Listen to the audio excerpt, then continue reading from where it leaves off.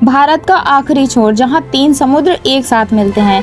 कहते हैं कि यहाँ का सनराइज पूरी दुनिया में मशहूर है, लेकिन जब हम हजारों किलोमीटर का सफ़र तय करके यहाँ पहुँचे तो हमारे साथ कुछ ऐसा हुआ कि जिसकी हमने बिल्कुल भी उम्मीद नहीं की थी। एक तरफ सनराइज देखने का सपना अधूरा रह गया और दूसरी तरफ ऐसा लगा कि शायद हम विवेकानंद रॉक भी नहीं जा पाएंगे। आखिर हमारे साथ ऐसा क्या हुआ, चलिए आपको लेकर चलते हैं हमारे कन्याकुमारी के इस यादगार सफर पर। सुबह करीब 4:30 बजे हमारी ट्रेन कन्याकुमारी स्टेशन पहुंची। वहाँ रात का सफर था, इसलिए शरीर थका हुआ था, लेकिन दिल में एक अलग ही एक्साइटमेंट थी कि आखिर हम भारत के सबसे आखिरी छोर पर जो पहुंच चुके थे। स्टेशन के बाहर निकलते ही ठंडी ठंडी हवा चल रही थी, सुबह का सन्नाटा, कम भीड़ और सामने नया शहर, सब कुछ अलग सा लग रहा था। हमारे कुछ जान पहचान के लोग वहीं काम करते हैं। हमने उन्हें फोन किया और उन्होंने हमें मंदिर वाली गली में बने ज्योति लॉज पहुंचाया। स्टेशन से होटल लगभग 2-3 किलोमीटर दूर था। शायद होटल पहुंचकर हमने जल्दी से अपना सामान रखा। सोचा था पहले थोड़ा आराम करेंगे, लेकिन तभी याद आया कि अगर देर हो गई तो कन्याकुमारी का मशहूर सनराइज छूट जाएगा। बस फिर क्या था, बिना समय गवाए हम लोग सीधे समुद्र किनारे पहुंच गए। यकीन मानिए वहां का नज़ारा देखकर हम हैरान रह गए। सुबह सुबह ही इतनी भीड़ थी कि ऐसा लग रहा था जैसा पूरा शहर वहीं इकट्ठा हो गया हो। हर किसी की नज़र सिर्फ एक तरफ थी, समुद्र के उस किनारे पर जहाँ से कुछ ही देर में सूरज निकलने वाला था। हम भी एक अच्छी सी जगह बैठ गए और इंतजार करने लगे। 5 मिनट बीते, 10 मिनट बीते, आधा घंटा बीत गया, लेकिन सूरज दिखाई ही नहीं दिया। धीरे धीरे समझ आया कि आज का मौसम हमारा साथ नहीं देने वाला। आसमान पूरी तरह बादलों से ढका हुआ था। सच बताऊं, उस समय थोड़ा बुरा लगा, क्योंकि इतनी दूर आने के बाद भी हम कन्याकुमारी का मशहूर सनराइज नहीं देख पाए। खैर, हमने सोचा कि जो नहीं मिला उसे छोड़ो, अभी पूरा दिन बाकी था और बहुत सारी जगह घूमनी थी।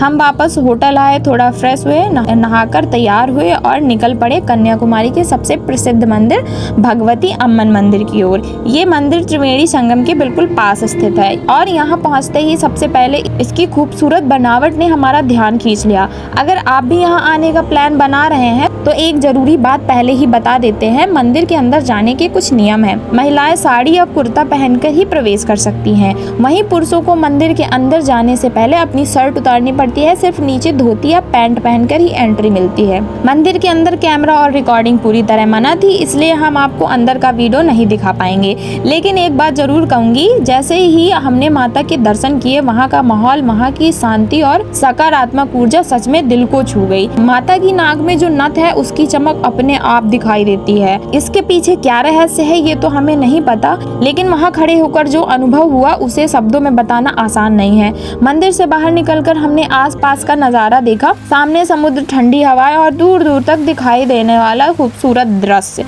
उस समय हमें बिल्कुल भी अंदाजा नहीं था कि एक दिन का सबसे रोमांचक हिस्सा अभी बाकी है, क्योंकि कुछ ही घंटों बाद हमारे साथ कुछ ऐसा होने वाला था जिसने पूरी ट्रिप को यादगार बना दिया। मंदिर के दर्शन करने के बाद अब तक दोपहर हो चुकी थी। सुबह से घूमते घूमते अच्छी खासी भूख लग गई थी, तो हमने वहाँ पास के एक होटल में खाना खाया। खाना खाकर थोड़ी देर होटल में आराम किया और फिर निकल पड़े कन्याकुमारी के बाजार की तरफ।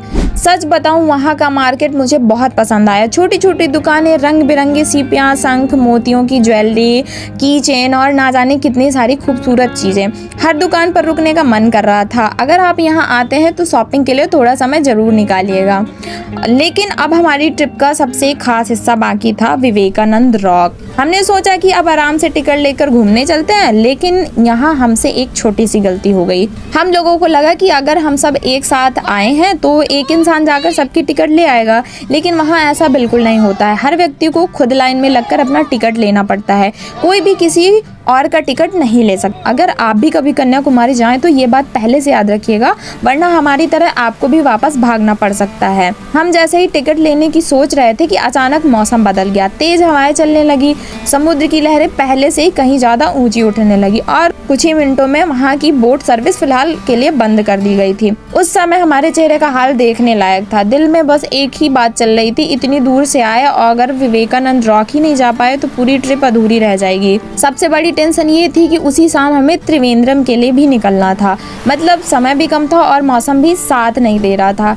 करीब 1.5-2 घंटे तक हम बस इंतजार ही करते रहे, बार बार समुद्र की तरफ देखते रहे, बार बार पूछते ही वोट कब चलेगी, लेकिन किसी के पास कोई पक्का जवाब नहीं था। फिर लगभग 3:30 बजे मौसम थोड़ा साफ हुआ, हवाएं पहले से कम हुई और आखिरकार बोट सर्विस दोबारा शुरू कर दी गई। बस फिर क्या था, हम लोग जितनी तेजी से भाग सकते थे टिकट काउंटर की तरफ भागे। किस्मत से हमें टिकट मिल गई और हम जल्दी से गेट के अंदर पहुंच गए। और सबसे मज़ेदार बात तो उसके बाद हुई, हमारे अंदर जाते ही सिक्योरिटी वालों ने गेट बंद कर दिया। अब हमारे पीछे अभी भी बहुत सारे लोग लाइन में खड़े थे, लेकिन उस समय के लिए एंट्री बंद हो चुकी थी। उस पल हमें सच में लगा आज किस्मत आखिरकार हमारे साथ थी। ये मेरी ज़िंदगी पहली समुद्र बोट राइड थी। सच बताऊं, जैसे ही बोट किनारे से आगे बढ़ी दिल की धड़कन भी थोड़ी तेज हो गई। चारों तरफ सिर्फ समुद्र, ऊपर से तेज हवा और नीचे बड़ी बड़ी लहरें। बोट कभी ऊपर जाती तो कभी नीचे। पहले तो थोड़ा डर लगा, लेकिन कुछ ही मिनटों बाद वही डर मज़े में बदल गया। मैं बार बार समुद्र को देख रही थी और सोच रही थी, यार ये अनुभव तो ज़िंदगी भर याद रहेगा। कुछ ही देर बाद दूर से विवेकानंद रॉक दिखाई देने लगा और यकीन मानिए जितनी खूबसूरत वो तस्वीरों में लगती हैं, असल में उससे भी कई गुना ज़्यादा शानदार था। लेकिन वहाँ पहुंचकर हमने जो देखा वो हमारी उम्मीद से भी ज़्यादा खूबसूरत था। जैसे ही हम विवेकानंद रॉक पर पहुंचे, सबसे पहले ठंडी ठंडी तेज हवाओं ने हमारा स्वागत किया। सच बताऊं, कैमरा उस खूबसूरती को पूरी तरह कैद नहीं कर सकता। चारों तरफ सिर्फ नीला समंदर, दूर दूर तक पानी ही पानी और बीच में खड़ी ये ऐतिहासिक जगह। उस पल बस ऐसा लग रहा था कि समय थोड़ी देर के लिए रुक गया हो। सबसे पहले हम विवेकानंद स्मारक की तरफ गए। यही वो जगह है जहाँ कहा जाता है कि स्वामी विवेकानंद ने ध्यान लगाया था।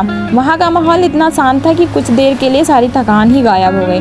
वहाँ एक मंदिर भी था और हमने वहाँ जाकर दर्शन किए। पूरा परिसर बहुत साफ सुथरा और अच्छी तरह से संभाला गया था। इसके बाद हम ग्लास ब्रिज की तरफ गए। पहले तो थोड़ा डर लगा कि कांच के ऊपर कैसे चलेंगे, लेकिन जैसे ही ऊपर पहुंचे वहां से दिखाई देने वाला समुद्र का नजारा देखकर सारी घबराहट ही खत्म हो गई। अगर आप कभी कन्याकुमारी आए तो इस जगह को बिल्कुल भी मिस मत कीजिएगा। समय हमारे पास बहुत कम था, इसलिए जल्दी जल्दी पूरा एरिया घूमना पड़ा। मन तो कर रहा था कि थोड़ी देर और ही बैठ जाएं, लेकिन वापस लौटने का समय भी हो चुका था। अब फिर से बोट में बैठने की बारी थी। इस बार समुद्र पहले से भी ज्यादा उफान पर था। हवा इतनी तेज चल रही थी कि कई बार ऐसा लग रहा था जैसे बोट लहरों के साथ हवा में उछल रही हो। सच बताऊं, उस समय थोड़ा डर भी लग रहा था, लेकिन उसी डर के साथ जो रोमांच था वही इस सफर का सबसे यादगार बात बन गई। कुछ देर बाद हम सुरक्षित वापस किनारे पर पहुंच गए। वहां से निकलकर हम त्रिवेणी संगम पहुंचे। यही वो पवित्र स्थान है जहां अरब सागर, बंगाल की खाड़ी और हिंद महासागर एक साथ मिलते हैं। समुद्र की लहरें लगातार किनारे से टकरा रही थी। वहाँ का नजारा सच में बहुत अलग था। हम लोग थोड़ी देर वहीं बैठकर उस पल को महसूस कर रहे थे, लेकिन तब तक शाम हो चुकी थी। सिक्योरिटी वाले सभी लोग से वापस आने के लिए कह रहे थे, क्योंकि अंधेरा होने के बाद समुद्र के पास जाना सुरक्षित नहीं होता है। इसलिए हम भी वहाँ से वापस आ गए। वापसी में थोड़ा मार्केट घूमे, कुछ यादगार चीजें खरीदी, खाना खाया और होटल लौट आए। अगली सुबह हमें त्रिवेंद्रम के लिए निकलना था। जब होटल से निकल रहे थे तब एक बार फिर से पीछे मुड़कर कन्याकुमारी को जरूर देखा। दिल में बस एक ही बात थी, काश उस दिन मौसम थोड़ा साफ होता और हमें यहाँ का मशहूर सनराइज भी देखने को मिल जाता। लेकिन शायद हर सफर कुछ अधूरी ख्वाहिश ही छोड़ जाता है, ताकि एक दिन फिर वापस आने का मन करे। और सच कहूँ, कन्याकुमारी सिर्फ एक घूमने की जगह ही नहीं, ये एक ऐसा अनुभव है जिसे महसूस किया जाता है। अगर आपको हमारा ये सफर पसंद आया हो तो वीडियो को लाइक जरूर कीजिए। चैनल पर पहली बार आए हैं तो सब्सक्राइब करना मत भूलिए और कमेंट करके जरूर बताइए अगर आपको मौका मिले तो आप कन्याकुमारी में सबसे पहले कौन सी जगह देखना चाहेंगे, सनराइज, विवेकानंद रॉक या त्रिवेणी संगम। मिलते हैं अपने अगले ब्लॉग में, तब तक के लिए अपना ख्याल रखिए एंड बाय बाय।